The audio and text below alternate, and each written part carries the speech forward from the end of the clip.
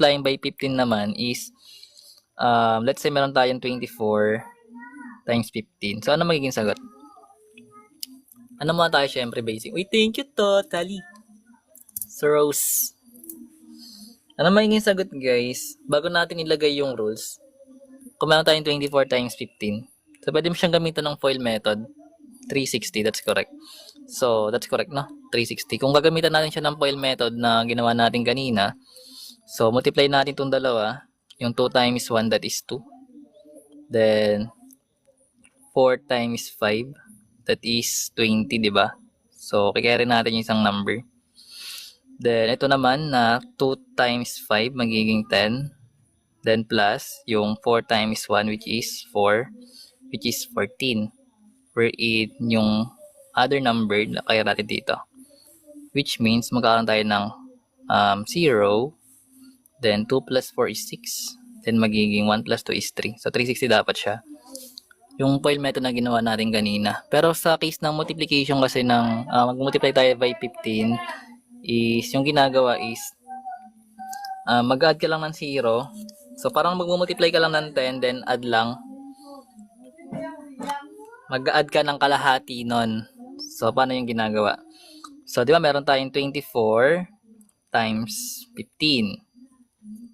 So yung 24 guys, multiply lang natin siya muna by 10. So magkakaroon tayo ng 240. Then yung 240, hahap natin yon. So di-divide natin by 2, that is 120. So then tsaka mo siya i-add. So pares lang siya. Kasi nga yung 10 tsaka 5, pag ginati mo yung 10, magiging 5. So, ganun siya ginagawa. Parang ano na lang yun, no? Common sense. Anyways, pero ganun siya. Pero pwede rin yung ganda. Thank you ulit, Super Aldrich. Okay. Anyways, so try natin. Example, kung na-gets. So let's say man tayong 12 times 15. Ano magiging sagot? Siyempre kailangan may exercises para pampahaba ng live.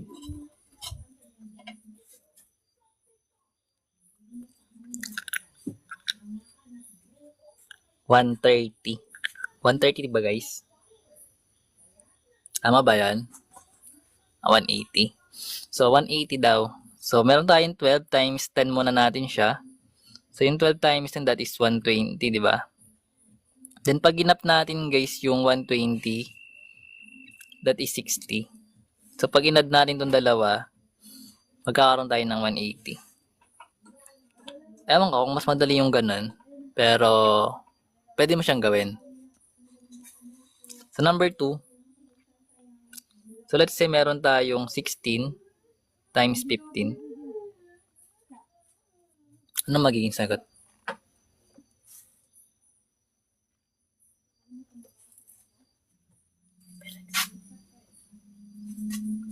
Nandaman na 100 na. Ngayon lang ako nag-live. Mga anti-solid followers. Solid viewers. Diba ha?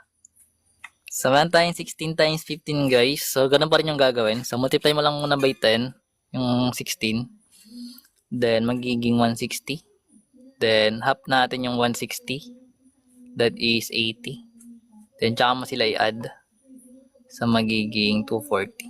So, di ba? Parang mas madali. Hello! Number 3. Let's say meron tayong 42 times 15.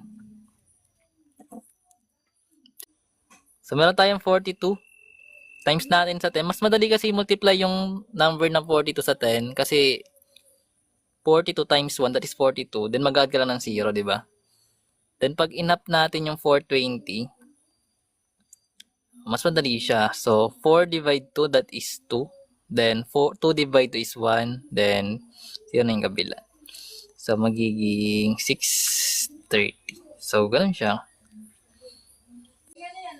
Pero mas madali pa rin yung normal. Sa mga normal people na katulad natin. So 80 times 15. Anong sagot? So meron tayong 80 times 10 muna. So 80 times 10, that is 800, diba? Then, yung 800, i-divide natin by 2. So, magiging 400 siya. Then, yung nakuha natin na sagot, i-add lang natin. So, magiging 1,200. So, kung gusto mo i-check, pwede naman sa Calcu. Pero ganyan siya ginagawa. So, another para dito. So, let's say meron tayong 36 times 15. Pero pwede mo siya guys gamitan ng ng tawag dito. Yung unang ginawa natin. Or pwede manually. Ito lang to, parang dagdag knowledge lang. Anyways, meron tayong 36 times 15. So, yung 36, i-multiply lang muna by 10. So, magiging 360. Then, yung 360, divide lang natin by 2. So, magiging 180. Then, syempre, pag inad natin itong dalawa, magiging 540. So, yun yung magiging final answer natin. That's correct. Ganun siya ginagawa. Sana gets yun, no? So, what if, guys, meron naman tayong papel. Makunsa sa papel. Isa pa. Hindi, okay na tayo dun, guys, sa multiplying by 15. Gusto nyo pa? O, another example. Sige, may space pa naman, no? 200 times 15. Pwede ko naman take out, eh. Ay, shoutout daw kay Kel, guys. Guys, follow nyo yan, no? Kasi yan, eh. Malakas yan. So, 200 times 10, this is 2,000. Tama. Then, yung 2,000, pag dinivide natin by 2, that is 1,000. So, pag inad natin itong dalawa, magiging 3,000. Basic.